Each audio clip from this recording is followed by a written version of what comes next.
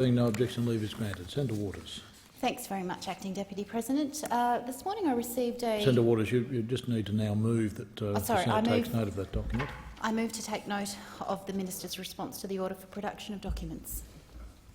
Thank you, Acting Deputy President. This morning I received a response from Minister Cormann as the Minister representing Minister Hunt in this matter.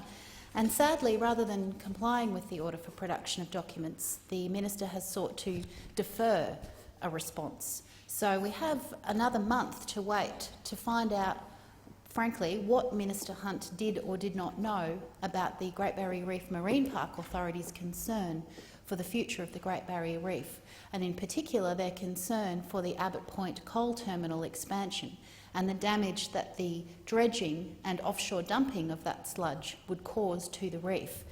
Now, the importance of this issue is, of course, if the Minister didn't know that there was serious concerns that the Marine Park Authority held internally about the environmental effects of this dredging and dumping, if the Minister wasn't aware of that, well then this enables the Minister to now reconsider his decision on whether or not that coal terminal should in fact be expanded and that dredging and dumping should in fact occur.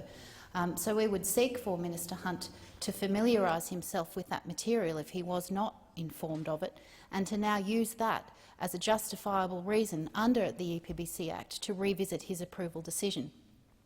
If the Minister was in fact informed of the Marine Park Authority's internal concerns for the Abbot Point proposal and yet approved it anyway, then I would contend that the Minister is not fit to be the Minister for the Environment.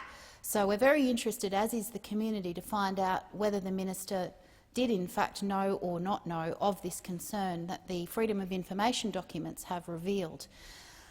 So we will, it seems, be forced to wait for a month until we can answer that question. I note in the response and the reason given for this delay is, of course, a reference to the community court cases that are now on foot, challenging the Minister's decision and also challenging the Marine Park Authority's decision to approve the offshore dumping.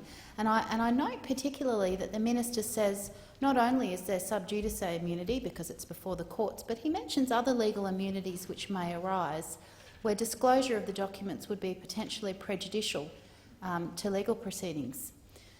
Now, this is very interesting. I can't wait to see these documents, Acting Deputy President. If they are indeed prejudicial to court proceedings on foot, then clearly there's some very potentially damning information contained within them. So all community members, and indeed the 63,000 people who rely on the reef being healthy for their livelihoods, will await these documents and await information about what Minister Hunt knew of the scientific concern for the reef from this Abbot Point coal terminal expansion. So it seems we have to wait this extra month, but we look forward to learning whether the Minister ignored the science or in fact was not told of the science and therefore has the chance to now reconsider his decision about making the world's biggest coal port in the World Heritage Area that is the Great Barrier Reef. Thank you, Acting Deputy President.